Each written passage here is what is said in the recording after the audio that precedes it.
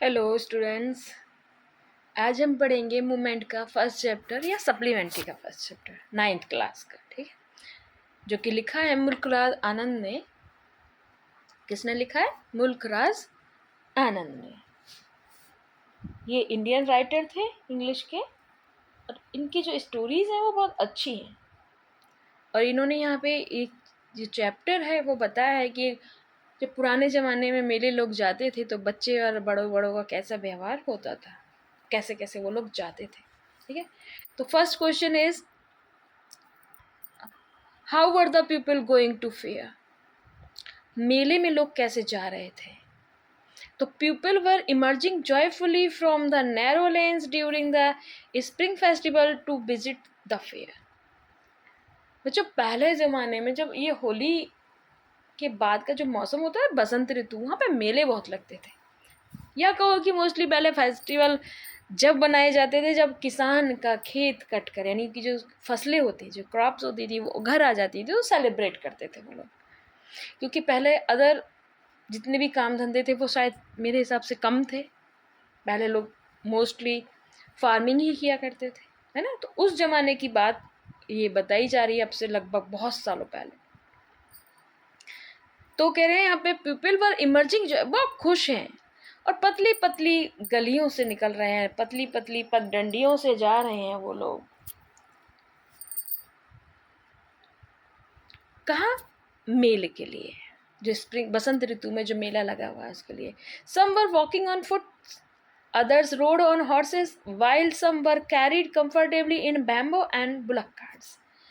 जबकि कुछ लोग पैदल जा रहे हैं, कुछ लोग घोड़ों पे जा रहे हैं, कुछ लोग बांस की बनी हुई गाड़ियों में, और कुछ लोग बैलगाड़ी में जा रहे हैं। तो कैसे जा रहे हैं लोग?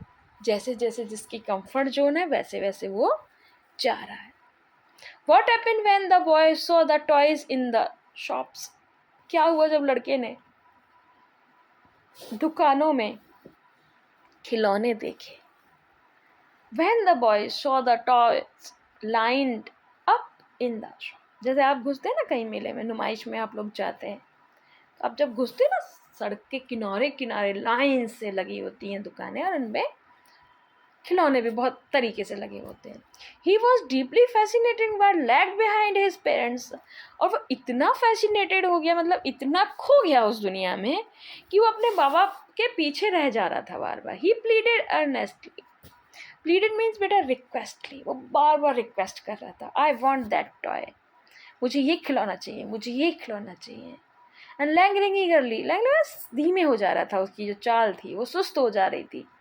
ओवर कलरफुल डिस्प्ले, और वो उनको देखता जा रहा था। जैसे हम लोग भी हैं, हमारी मनपसंद कोई चीज़ दिखती है तो हम उसको पलट पलट के देखते हैं, है ना। वो तो छोटा बच्चा था। चलिए, how did his parents react to his demand for toy. उसके पेरेंट्स कैसे रिएक्ट कर रहे थे जो वो मांग रहा था?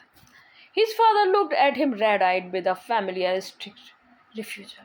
जैसे कि पिताजी हमेशा आंख दिखा के, लाल बड़ी बड़ी लाल आंखें दिखा के मना नहीं करते, लेकिन गुर्रा देते, तो हमें समझ में आ जाता है कि ये मना कर रहे हैं।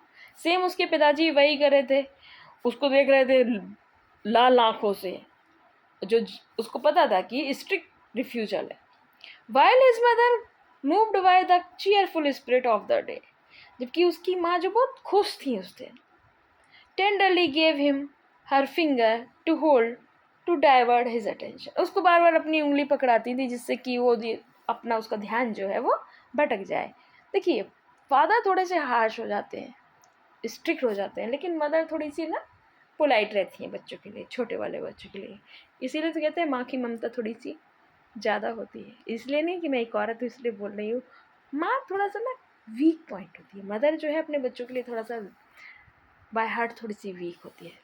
वो अपने बच्चों को थोड़ा उदास ऐसे नहीं देखना चाहती, तो वो क्या करती है, उनके जो अटेंशन है, जो ध्यान है, उसको भटकाने की कोशिश करती है कि इस चीज़ से हट के दूसरी चीज़ पे लग जाए। सेम उसकी माँ कर रही है। तो दोबारा क्वेश्चन को बिल्कुल वर्ड टू वर्ड समझ लीजिए। जब वो टॉयज़ की डिमांड कर रहा था तो उसकी पापा उसको घुर्रा के देख रहे थे, जिससे कि उसको पता चल रहा था कि वो मना कर रहा है, और उसकी माँ उसको उंगली दे रही थी और बहुत मुस्कुराते हुए चाह रही थी कि उसका ध्यान भटक जाए, वो उसके साथ साथ चले। What was the mood of the child when he passed through the mustard field? वो जब सरसों के खेत से गुजरा तो उसका मूड कैसा था? The child was happy and thrilled, वो बहुत खुश था, थ्रिल था, उसको कुछ ऐसी नई नई चीज़ें देख रहा था, उसके अंदर मतलब एकदम खुशी थी. He joyfully chased dragonflies and butterflies in the flowering mustard field, ran along the footpath to catch insect and collect falling flowers petals in his hand. और वो दौड़ रहा था, चेस मैंने पकड़ने की कोशिश कर रहा था. किसको? ड्रैगन फ्लाइज को, बटरफ्लाइज को, जो कि फूलों पे बैठी हुई थी. किसके फूलों पे? सरसों के फूलों पे बैठी हुई थी. और वो रास्ते पे, फुटपाथ पे भाग रहा था इंसेक्ट्स को पकड़ने के लिए, जैसे अर्थवॉर्म है ना, जिन्हें हमें गिजाई, केंचुए वेंचू बोलते हैं. बच्चों के लिए तो सब चीज़ फैसिनेटिंग होती है. और वो जो पत्तियां गिर रही थी फूलों की, उनको अपने हाथों में ले रहा था. What attracted the child along the footpath? Footpath पे उसको क्या अट्रैक्ट किया? The child was attracted by the little insect and worms along the footpath that were teeming out from their hiding place to enjoy the bright spring sunshine. और बच्चा attract हो गया, यानी आकर्षित हो गया, यानी उनकी तरफ खो गया. छोटे छोटे इंसेक्ट्स थे एंड वर्म्स थे, यानी मैंने बोला गिजाई, केंचुए, जो अब धूप निकलने की वजह से वो अपने अपने छेदों से बाहर निकल कर आए थे धूप को एंजॉय करने. और उनको देख के लड़का खो गया कि अरे ये क्या है, छोटा सा बच्चा है. Why did the child see as they neared the blaze? What did the child see as they neared the blaze? जब वो गांव के पास थे उसने क्या देखा? As they neared the blaze, the child saw many other footpaths crowded with huge throngs of people converging toward the whirlpool of the air, feeling simultaneously repelled and fascinated by the scene. जैसे ही वो गांव के पास footpath पे पहुंचा, उसने देखा बहुत सारी भीड़ लोगों की जा रही है. सारे रास्ते चारों तरफ वर्लपूल हो रहा है, मतलब झूले घूम रहे हैं गोल गोल गोल गोल. और सिमिल्टेनियसली प्रिपेयर द फैसिनेट, वो इन सब सीन को देखकर खो गया.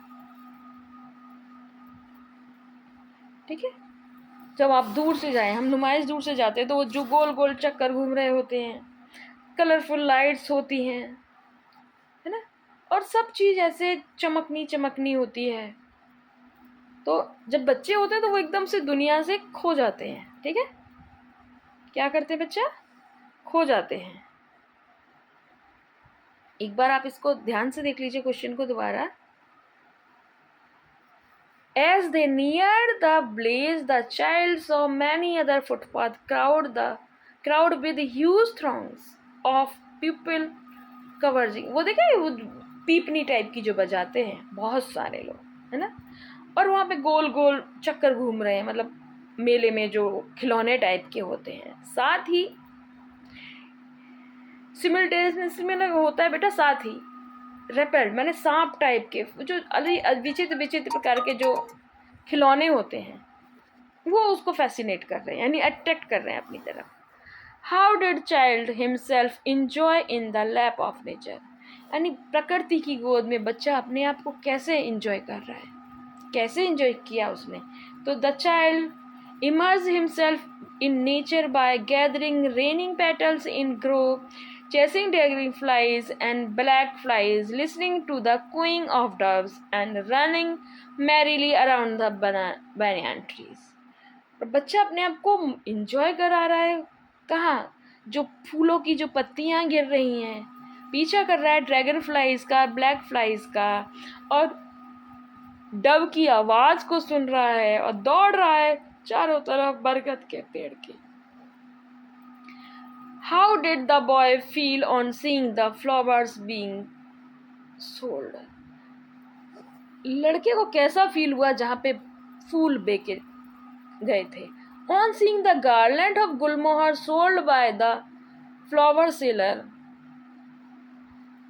the boy felt irresistibly drawn toward the basket. He murmured softly for a garland, though he knew his parents would refuse. और उसने वो गुलमोहर का एक माला देखी जो कि एक फूल विक्रेता बेच रहा था। वो दौड़ा उसकी तरफ, फिर धीमे से मर अपने आप में फुसफुसाया, कहा कि नहीं, उसके पेरेंट्स तो उसको ये दिलाएंगे ही नहीं। And question number 9, how was the child saved from being trembled in the crowd?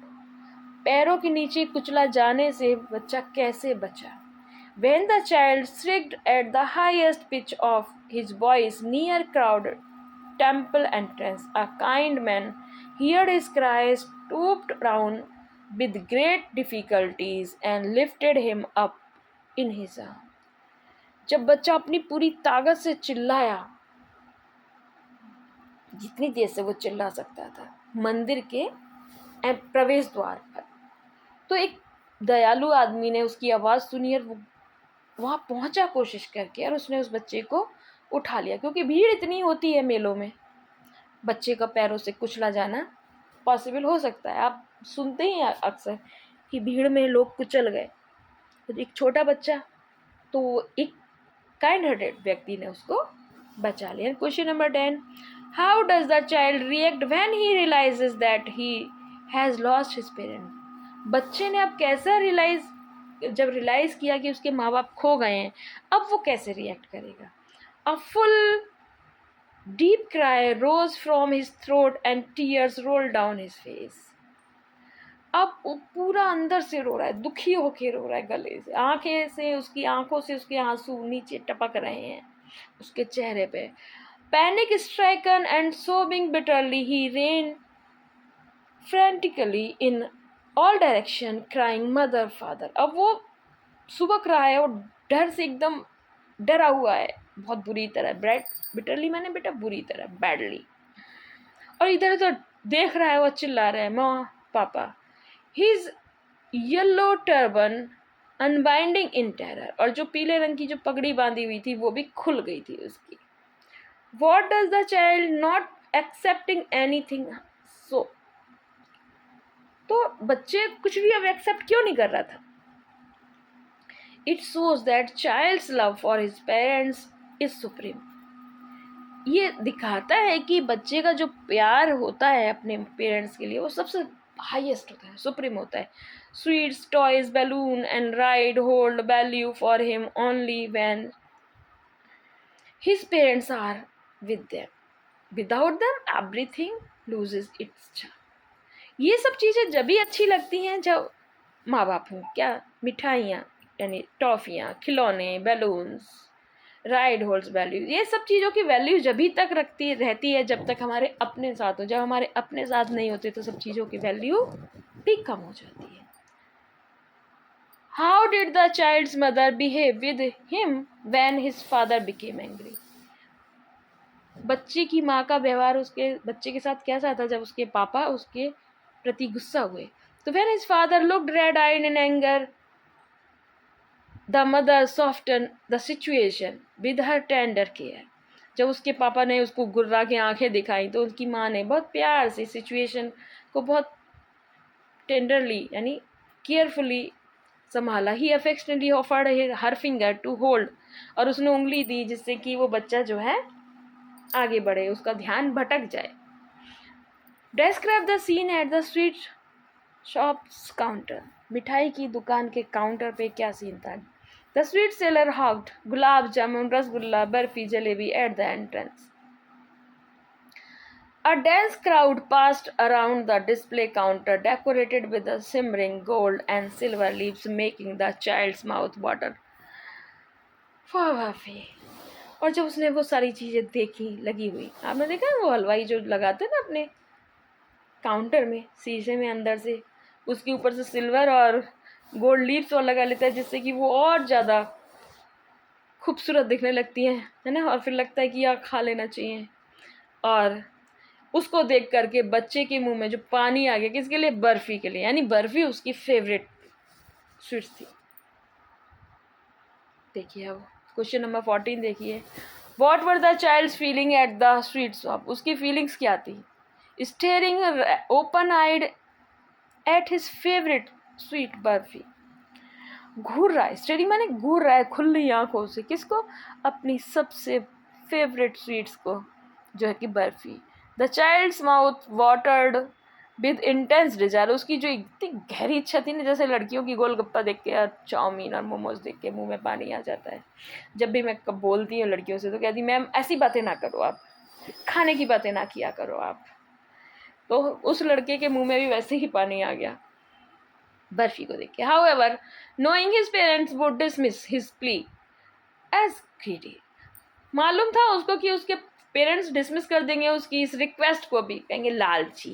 He quietly walked on without waiting for a reply. उसने सुना भी नहीं कि पेरेंट्स ने क्या बोला, वो आगे चल दिया। उसको समझ में आ गया था ये कुछ दिलाने वाले तो है नहीं।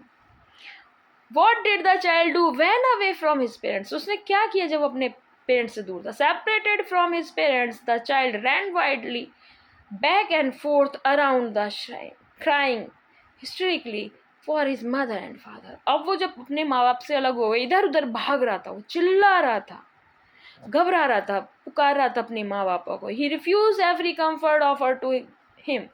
और जितने भी आराम उसको दिए जा रहे थे वो रिफ्यूज कर रहा था। Longing only to be reunited with them. सिर्फ उन्हें उससे अपने पेरेंट्स से ही मिलना था। इसका जो मोरल है वह यही है बच्चा, कि जब तक हमारे पास जो होता है हम उसकी वैल्यू नहीं करते। जब वो हमसे दूर हो जाते हैं तो हमें उनकी वैल्यू समझ में आती है। जैसे पेरेंट्स हैं, पेरेंट्स की हम वैल्यू नहीं करते। और लड़कियों को तो वैल्यू बहुत जल्दी भी समझ में आ जाती है, शादी के कुछ टाइम बाद ही उनको अपनी माँ की वैल्यू बहुत जल्दी समझ आ जाती है, अपने पेरेंट्स की वैल्यू, अपने ब्रदर एंड सिस्टर्स की वैल्यू समझ आ जाती है। जब ससुराल में जाते हैं तो बिल्कुल अलग व्यवहार मिलता है, क्योंकि वहाँ भी फैमिली है लेकिन वो उसकी अपनी फैमिली नहीं है और उसको उस तरह से ट्रीट नहीं कर रही है और उस तरह से जिद नहीं कर पा रही है या उस तरह से वो व्यवहार नहीं कर पा रही है, बिहेव नहीं कर पा रही। जैसे अपने पापा से कुछ भी कर रही है उनके ऊपर एकदम से नहीं नहीं नहीं वो जिद कर रही है। अब ससुर से नहीं कर सकती वैसी मदर इन लॉ से नहीं कर सकती है और अदर लोगों से नहीं कर सकती। या हम या सीधे बोलो ससुराल छोड़ो, हम अपनी फैमिली को छोड़कर किसी भी दूसरी फैमिली में अगर जाएं या कहीं भी जाएं तो हमें वो प्यार और अफेक्शन नहीं मिलता है जो कि हमें अपनी फैमिली में। तो जब फैमिली में होते तो हमें सब कुछ चाहिए, लेकिन जब हम फैमिली से दूर होते हैं, जैसे कॉमनली समझ लीजिए कि जब हम घर में होते हैं तो वही मम्मी की दाल रोटी सब्जी, यार यार बोरिंग, फिर तुमने यही बना लिया वही बना लिया। और जब हम बाहर जाते हैं, बाहर मतलब जॉब के लिए जाएं या कहीं भी जाएं जहाँ पे अब हम बाहर रह रहे हैं, पढ़ाई के लिए रह रहे हैं, अब वहाँ पर हमें वही मम्मी की दाल रोटी सब्जी याद आती है। तो वैल्यू अब बच्चे के साथ भी ऐसे थे, जब पेरेंट्स थे तो सब कुछ चाहिए था, अब पेरेंट्स नहीं है तो उसको कुछ भी नहीं चाहिए, सिर्फ उसके पेरेंट्स चाहिए। ओके, एंड क्वेश्चन नंबर 16 देखिए। How did the man try to soothe the weeping and sobbing child. वो बच्चे को कैसे शांत करना चाह रहा था, रोते हुए सुबकते बच्चे को। बीपिंग माने रोना और सोबिंग माने सुबकना।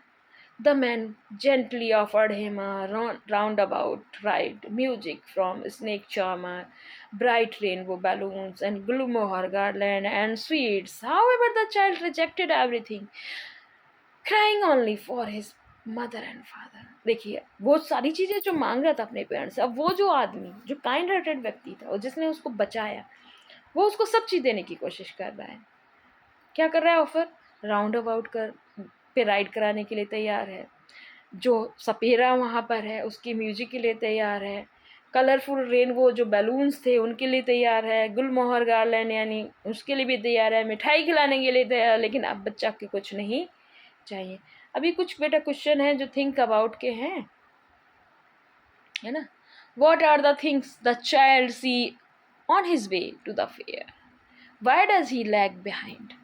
रास्ते में उसने क्या क्या देखा और वो पीछे क्यों रह जा रहा था। तो रास्ते में आपने बताया कि उसने खिलौने देखे दुकानों पे, फ्लावरिंग मस्टर्ड फील्ड यानी सरसों का खेत देखा जिसमें फूल खिले हुए थे, ड्रैगन फ्लाइज का झुंड देखा, ब्लैक बी देखी, बटरफ्लाई देखी और गिजाई और अर्थवॉर्म्स देखे, छोटे छोटे डब्स के बच्चे देखे, बैनियन ट्री देखा। और क्यों रह जा रहा था पीछे?